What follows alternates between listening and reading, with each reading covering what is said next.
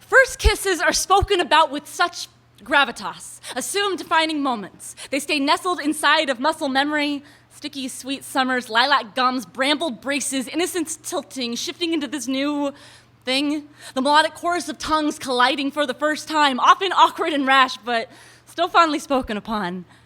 And I can't talk about my first kiss. I mean, technically it was Michael, behind the playground elm tree. I proposed to him during kindergarten days of Red Rover and Monster Tag, and with an engagement, there must be kissing. But how can you count what you cannot remember?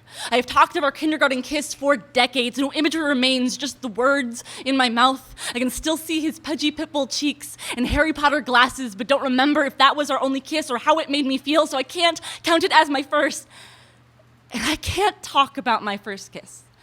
So instead, I talk about Tyler, sweet slip of a boy, hands all spiderweb, spindled fingers sticking to my hips. He tasted like cinnamon. His kisses were an invasion, were landslide, were too much. He wanted to love me like salvation, hoping I would wash the taste of her out of his mouth.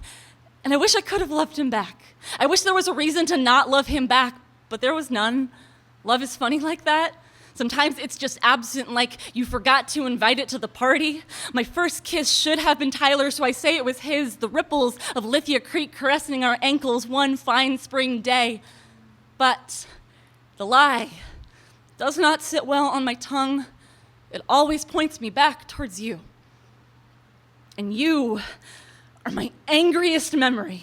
The boogeyman in every shadow, never not following. I wanted it to be Nick, wanted it to be Lindsay, Spencer, Bridget, Bryn, John, wanted it to have more meat, meaning, matter. You turned my body into every cliche metaphor. Call it playground, call it war zone, call it anything but my own. I guess my 18-year-old body, all untouched and unminor, was too much temptation to tolerate. And I remember after it happened, all of my friends rushing to ask, but it wasn't rape, right? Well, he only kissed you, only touched you where his hands shouldn't wander, so it was not a violation, right? I am told that I am one of the lucky ones. Like I don't already know that this story could have had a more tragic end. I am aware that my bones did not splinter. He did not make a plaything of my body. Nothing brittled under his touch. He simply didn't get me drunk enough. Was underprepared, thought taking advantage of me would be so much easier until I was running out the door. I am told I make too much loud over something so inconsequential. Like it wasn't wrong to prey on a girl who confided her want of a nice first kiss, who the 36-year-old man told 2 hours before he forced that kiss, you remind me so much of my daughter. I don't talk about my first kiss because of the friend who scoffed about how I am not a victim. I don't get to wear that name tag because I'm not a statistic. I just came so close to being one.